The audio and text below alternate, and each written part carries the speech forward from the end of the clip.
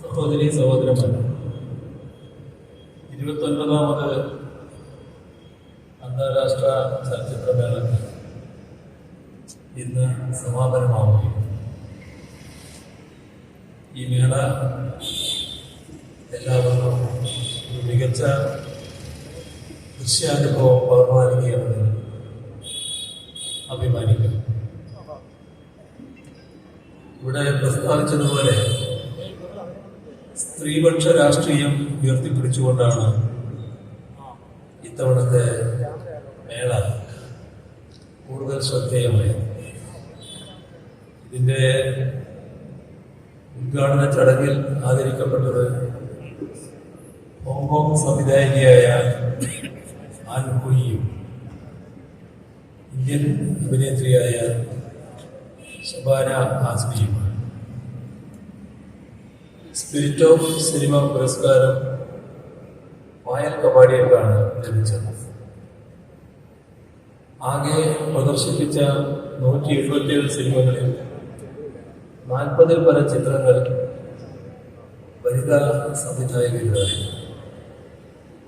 മേളയുടെ സിഗ്നേച്ചർ ഫിലിമിലൂടെ ആദരിക്കപ്പെട്ടത് മലയാളത്തിലെ ആദ്യ നായികയായ PK റോസിയ.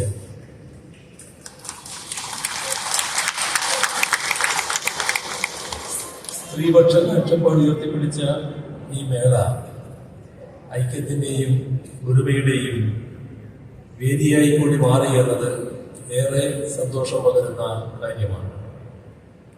ഈ മേളയെ വലിയ ഹിറ്റാക്കി മാറ്റിയത് ചലച്ചിത്ര ആസ്വാദകരുടെ അഭൂതപൂർവമായ പങ്കാളിത്തവും നിർലോഭമായ സഹകരണവുമാണ്. നിങ്ങൾ ഓരോരുത്തരോടും സംസ്ഥാന സർക്കാരിന്റെ പേരിൽ നന്ദി അറിയിക്കുന്നു. ചലച്ചിത്രങ്ങളുമായി വന്ന് മേളയെ സമ്പന്നമാക്കിയ എല്ലാ ചലച്ചിത്ര പ്രവർത്തകരെയും അഭിനന്ദിക്കട്ടെ. മേളയുടെ ഭാഗമായുള്ള പുരസ്കാരങ്ങൾക്ക് അർഹരായ ഏവരെയും അഭിനന്ദിക്കാൻ കൂടി ഈ അവസരം വിനിയോഗിക്കുകയാണ്. ഈ മേളയിൽ നിന്നും ലഭിച്ച അംഗീകാരങ്ങളും സ്വീകാര്യതയും കൂടുതൽ മികവുറ്റ ചിത്രങ്ങളുമായി വീണ്ടും വരാൻ നിങ്ങൾക്ക് പ്രചോദനമായി തീരട്ടെ എന്ന് ആശംസിക്കുന്നു. അടിച്ചമർത്തപ്പെട്ടവരുടെയും ദുരിതമനുഭവിക്കുന്നവരുടെയും അവകാശങ്ങളോടൊപ്പമാണ് ഈ ചലച്ചിത്രമേള നിലകൊണ്ടത് എന്നതിന് നിരവധി ദൃഷ്ടാന്തങ്ങളുണ്ട്. മേളയിൽ പ്രദർശിപ്പിക്കപ്പെട്ട ചിത്രങ്ങളുടെ പട്ടികയിൽ തന്നെ ഇത് വ്യക്തമാണ്. ഭരണ സംവിധാനത്തിന്റെ അടിച്ചമർത്തലുകൾക്ക് വിധേയരായ സംവിധായകരുടെ ചിത്രങ്ങൾ ഈ മേളയിൽ പ്രദർശിപ്പിക്കപ്പെട്ടു. ജാഫർ പനേഹി തിരക്കഥയൊരുക്കിയ ദ വിറ്റ്നസ് എന്ന ചിത്രം ആ നിലയിലുള്ളതാണ്. വനിതകളുടെ അവകാശ പോരാട്ടങ്ങൾ പ്രമേയമാക്കിയ seeds of a sacred fig പോലെയുള്ള ചിത്രങ്ങളും ഈ മേളയിലുണ്ട്. ക്യൂർ രാഷ്ട്രീയം ഉയർത്തിപ്പിടിച്ച യങ് ഹാർട്സ്, എമീലിയ പെരേസ് എന്നീ ചിത്രങ്ങളും മേളയിലെ ശ്രദ്ധേയമായ ചിത്രങ്ങളായിരുന്നു. പാരിസ്ഥിതിക വിഷയങ്ങൾ ഉയർത്തിപ്പിടിച്ച വില്ലേജ് റോക്ക് സ്റ്റാർസ് 2 പോലെയുള്ള ചിത്രങ്ങളും മേളയിൽ പ്രദർശിപ്പിക്കുന്നു. മൂന്നാം ലോക രാജ്യങ്ങളിലെ സാമൂഹ്യ, സാമ്പത്തിക, സാംസ്കാരിക, വൈയക്തിക വിഷയങ്ങളെ പ്രേക്ഷകർക്ക് മുന്നിലേക്ക് എത്തിക്കാൻ ഈ മേളയിലൂടെ കഴിഞ്ഞു എന്നതിൽ ചാരിതാർത്ഥ്യമുണ്ട്.